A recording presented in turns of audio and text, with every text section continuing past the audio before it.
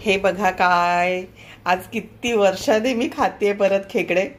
आणि कधीपासून खायचे होते, पण काय काय म्हणतात ना, मुहूर्त लागत नव्हता आणि हे ते सगळं.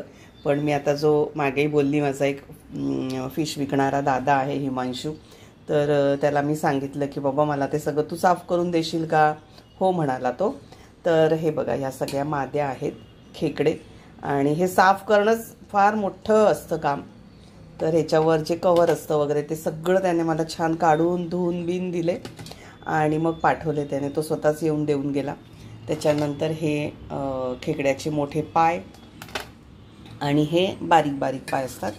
तर काय करणार, हे सगळं ना आधी तव्यावर म्हणते पॅनमध्ये ठेवणार मी, आणि हलकंसं पाणी घालून ते उकळवून घेणार. एक उकळ काढून बंद करून ठेवून देणार. याचा हा रंग असा असतो बघा. आणि नंतर कसा होतं, हे भरलेलं आहे सगळ्याला, ह्या माद्या असतात, हे भरलेलं आहे सगळे खेकडे. आणि हे त्याचे डांगे, पाय मोठेवाले, हे डांगे तर हे पाय पण त्याच्यात ते पकडू पण शकतात त्या पायाने आपल्याला, खतरनाक असतात ते. आणि हे बाकी छोटे छोटे पाय त्याचे, हे मिक्सरला वाटून गाळायचं आणि मग ते पाणी वापरायचं. आणि हे मी करणार आहे भाजक्या वाटपाचं. ते झालं की तुम्हाला दाखवते. हे बघा, पाणी टाकून आता हे जरा मी एक उकळ काढून घेणार. आता ह्याचा रंग बघा कसा आहे आणि नंतर कसा होतो ते. ह्याच्यातही मी तेल काही घातलेलं नाही आहे, कारण भाजका वाटप आहे म्हणताना त्यालाही तेल भरपूर सुटणार.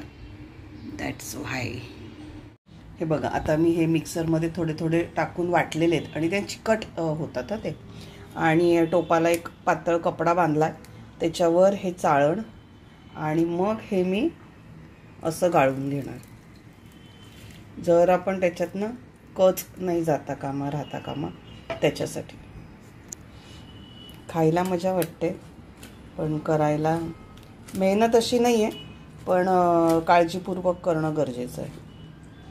असं व्यवस्थित काढून घ्यायचं. हे साधारण 1-2-3दा असं वाटून घ्यायचं. आणि हे खाली बघा, आता ते आणि छान गाळलं जाईल.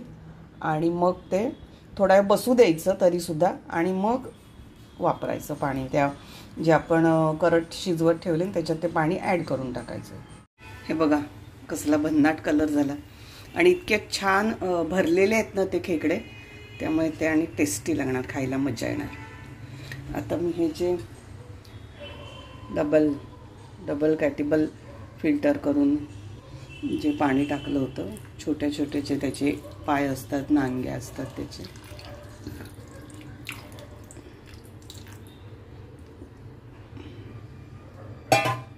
जरासं मी मीठ टाकलेलं आहे ऑलरेडी. खेकड्याला पण जास्त आधी मीठ नाही टाकायचं, कारण ते बऱ्यापैकी खारटच असतात. मग आधी चव बघायची आणि मगच गरज लागेल तर मीठ टाकायचं, नाही तर नाही टाकायचं मीठ, अगदी नावाला टाकायचं. भाजकं वाटप करण्यासाठी 1 वाटी सुकं खोबरं घेतलं, ते छान किसून घेतलं.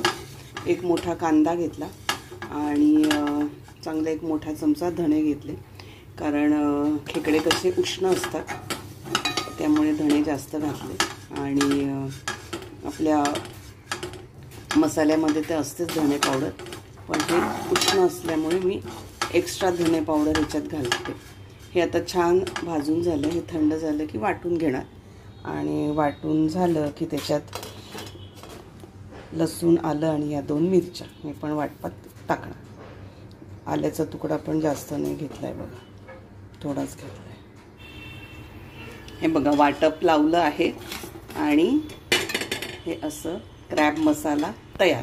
त्याच्यात मी कोकम टाकलं, कारण भाजका वाटप कधी मी टाकलं म्हणजे भाजक्या वाटपाचं केलं की त्याच्यात मी कोकम टाकतेच. चव त्याच्याने जास्त एनहान्स होते म्हणताना. त्याच्याबरोबर करणार आहे मी नाचणीची भाकरी आणि मारणार आहे ताव. हे बघा, आता मी माझ्यासाठी ही नाचणीची भाकरी आणि क्रॅब मसाला. ताट एवढं मोठं घेण्याचं कारण की ते खाल्लं की ठेवायला जागा पाहिजे म्हणून. चला आता मी मस्त की एन्जॉय करते. तुम्हाला पण आवडत असेल तर नक्की करून बघा. The next day. आता मी करते ज्वारीच्या लाह्यांचा चिवडा. त्याच्यासाठी मी आधी हे तेलात 2 चमचे तेल टाकले आणि शेंगदाणे छान परतून घेतले. कारण तळले डायरेक्ट की खूपच तेल जातं. मग त्याच्यापेक्षा हे असे थोडेफार छान परतून घेतलेत. तेल बघा अगदीच जर असं आहे नावाला. आता याच्यात मी घालते आहे राई.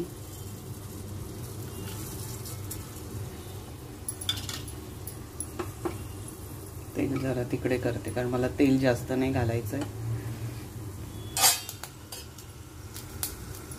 राई तडतडली आहे.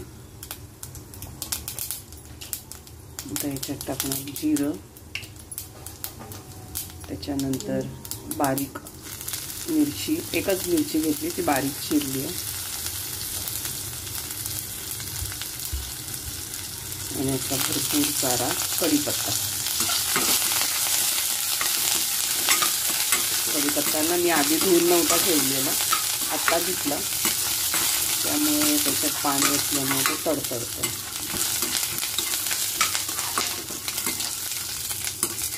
आता याच्यात घालूया थोडासा हिंग.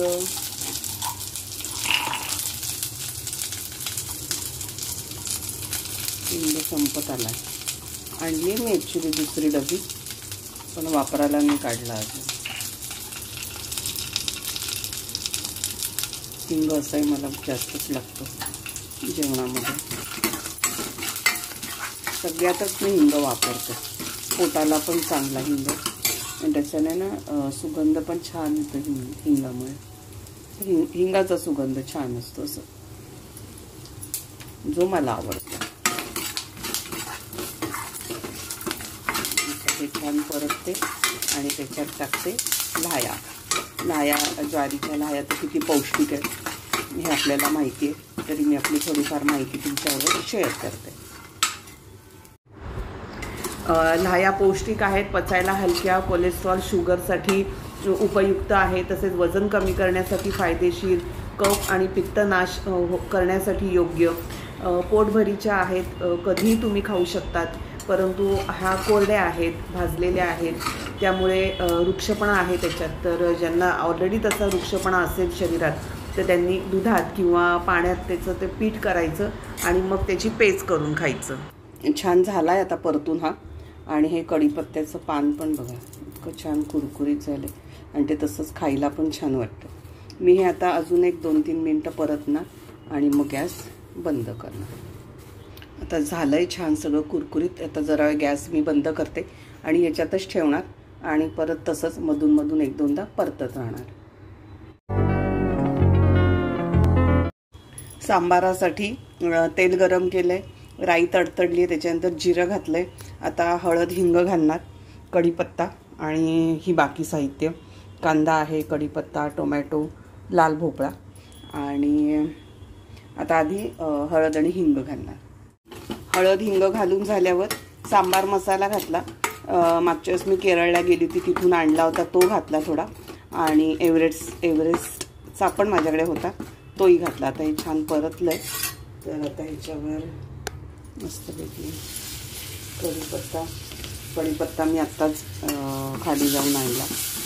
कोथिंबिरीची जोडी बिडी तर इतकं महाग झालं आहे सगळं. ठीक आहे, पाऊस पण एवढा आहे, काय करणार. आता एक आधी कांदा शिजवणार, मग टोमॅटो, मग लाल भोपळा. हे बघा हे सगळं मस्तपैकी छान शिजलं आहे. जसं फोडणी टाकली होती त्याच्यानंतर कांदा, टोमॅटो आणि लाल भोपळा. आता मी उकडवून ठेवली आहे डाळ. डाळी माझ्या तिन्ही मिक्स असतात, मूग, मसूर आणि तूर. तर ते ह्याच्यात घालते आणि मग तुम्हाला दाखवते. हे बघा हा असा मस्तपैकी सांबार तयार आहे. मस्त सुगंध सुटला आहे. माझं अगदी फेवरेट आहे सांबार, म्हणजे मला खूप आवडतं. आता ह्याच्यात घालणार कोथिंबीर. किती महाग असली तरी कोथिंबीर शिवाय मजा नाही, म्हणताना ही कोथिंबीर. चला आता गॅस करूयात बंद आणि जरा झाकण घालून ठेवूया. आज मी करते आहे नाचणीच्या पिठाच्या आंबोळ्या आणि त्याच्यासाठी मी ही उडदाची डाळ 1-4 तास भिजत घातली होती. ती आता मी छान वाटून घेणार. त्याच्यानंतर 1 कप नाचणीचं पीठ आणि ही उडदाची डाळ मी अगदी एकच मूठ घेतली कारण आमच्या दोघांसाठीच हवं म्हणून. आणि इकडे त्याच पिठात मी मिक्स करणार आहे बीन्स, बीट आणि गाजर, कारण कांदा आणि बाकी सगळं सांबारात घातलं आहे म्हणताना आधी मी यावेळेस आधी सांबार केला, मग आता मी गरम गरम ह्या आंबोळ्या करणार आहे. डाळ वाटून झाली आणि त्याच्यानंतर पीठ आणि या सगळ्या ज्या भाज्या दाखवल्या होत्या त्या छान मिक्स केल्या आहेत आणि एक थोडंसं त्याच्यात मी इनो टाकला. गरम तव्यावर घरचं जरासं तूप टाकलं आणि ही आंबोळी करत ठेवली. मस्त छान सॉफ्ट आणि जाळीदार झाली आहे बघा, किती सुंदर दिसते. पप्पा नाचतायत. ये हे बघा, ही आंबोळी नाचणीच्या पिठाची आणि हे सांबार. आता आम्ही असं मस्तपैकी जेवायला बसलो.